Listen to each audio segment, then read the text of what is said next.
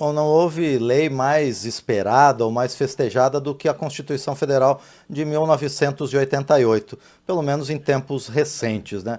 Mas o que nos diz esse regramento que já nasceu sob os holofotes da mídia? Quem vai responder para a gente é a jornalista Beth Veloso, consultora legislativa aqui da Câmara dos Deputados. Oi, Beth, tudo bem com você?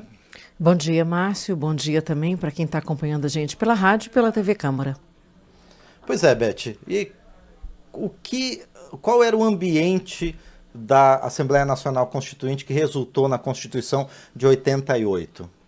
Pois é, Márcio, a Constituição, mais do que uma carta, ela é uma prática social, né? Ela muda as nossas mentes, ela muda o nosso dia, ela muda a nossa vida, mas ela também precisa mudar. E é essa mensagem que a gente vem trazer hoje no Papo de Futuro. Ela nasceu com algumas missões, algumas tarefas. Equilibrar, por exemplo, a força entre os poderes, que estavam muito concentradas nas mãos do Executivo. Eu vou dar um exemplo. As concessões de rádio e televisão que são tão importantes para o Brasil, essa mídia forte que a gente tem, elas eram deliberadas somente pelo Executivo, somente a canetada era do ministro. E agora elas dependem de um processo criterioso, que passa inclusive pela consultoria e pela chancela do Congresso Nacional. Também queria a Constituição dar mais poderes ao Judiciário. Ela pretendia muito a harmonia entre os poderes. No entanto, o que aconteceu é que a gente enfrenta hoje sucessivas crises, como a gente pôde ver no 8 de janeiro, no ataque às instituições.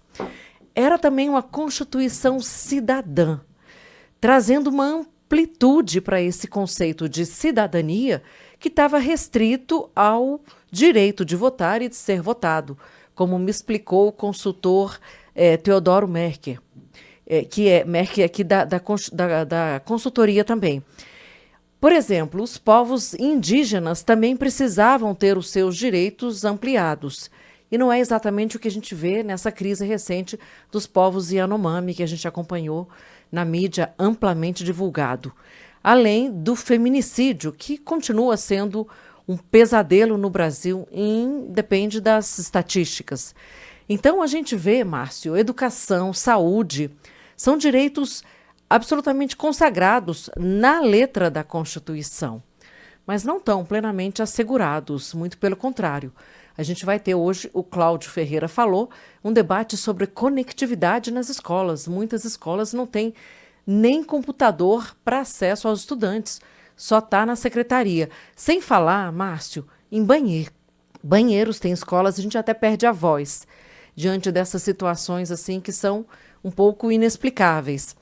Eu estava ouvindo ontem o excelente podcast Constituição em Debate e ali destacaram conquistas quanto às liberdades humanas. Por exemplo, a dignidade, a decência.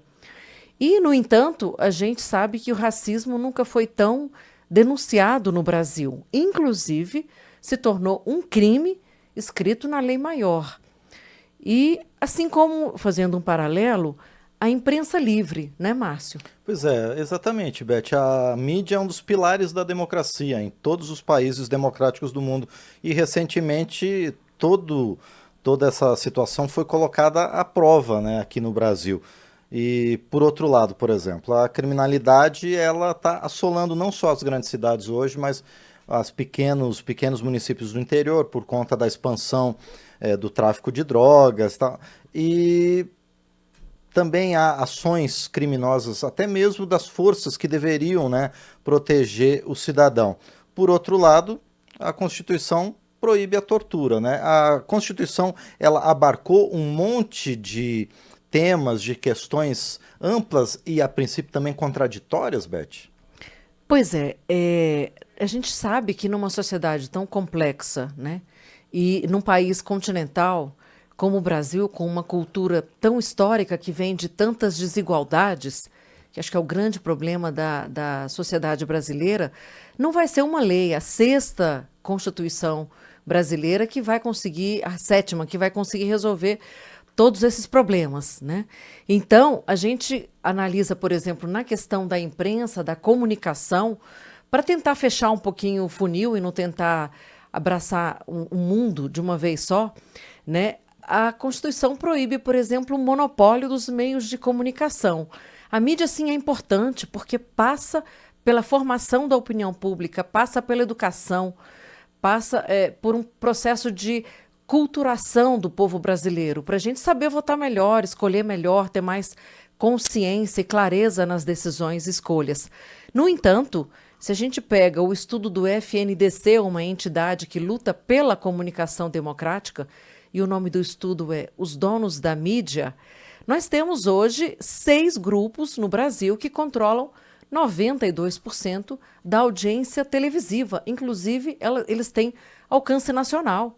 Isso faz com que a gente não tenha liberdade absoluta de expressão, porque contraria, por exemplo, o processo de livre escolha. E a livre escolha ela é feita diante de 2 cenários: liberdade de meios, pluralidade de opiniões e de informação também.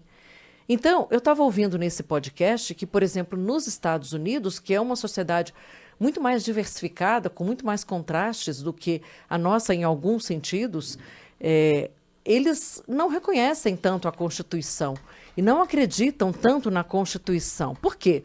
Porque lá ela não é um pacto, né? Como disse nesse podcast, para a nossa Constituição nós temos um pacto social que foi selado ali em 1988. E numa defesa oral de tribunal, é claro que a Constituição Cidadã, que é um dos nomes que a gente batizou ela, a Constituição do Pacto Social, a Constituição do Estado Democrático de Direito, ela encanta, né? São expressões absolutamente muito encantadoras, muito estimuladoras, né? Que dão esperança. No entanto, no dia a dia, a Constituição entrega muito menos do que a gente esperava. A programação de TV, por exemplo, ela está no capítulo da comunicação, que foi festejado como uma incrível, né, revolução, mudança de paradigma. No entanto, essa comunicação não é a que a gente vê no Plim-Plim. O conteúdo local e regional, por exemplo, ela é uma pauta que não entrou ainda na regulamentação. Pois é, Beth, aqui na Câmara dos Deputados, vários consultores, né, da sua área tratam sobre a comunicação, né, e na Constituição Federal. Quais são os principais avanços nessa área, Beth? Exatamente. Eu conversei então com o Guilherme Pinheiro, que é um grande especialista, advogado da área do direito, e ele diz que sim, houve muitos avanços. Eles não são apenas principiológicos, mas que são significativos, sim, porque permeiam vários campos. Mas precisa avançar. Vamos ouvir o Guilherme. Sobre o capítulo da comunicação social, que agora está fazendo 35 anos, a gente pode trazer aqui algumas observações positivas e algumas nem tanto, né? Algumas até negativas.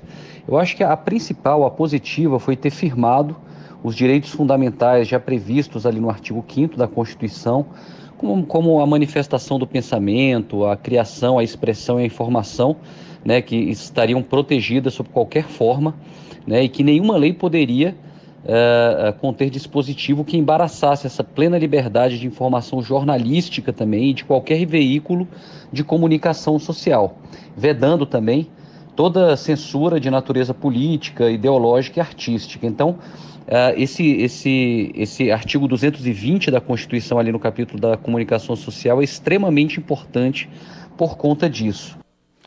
Agora, Beth, e a internet, como é que ela reage, como é que ela interage com a Constituição Federal em temas, por exemplo, como o discurso de ódio, como a disseminação do incentivo ao massacre nas escolas, por exemplo, e, obviamente, as fake news também? Pois é, o Guilherme coloca para a gente alguns aspectos que não foram muito equacionados.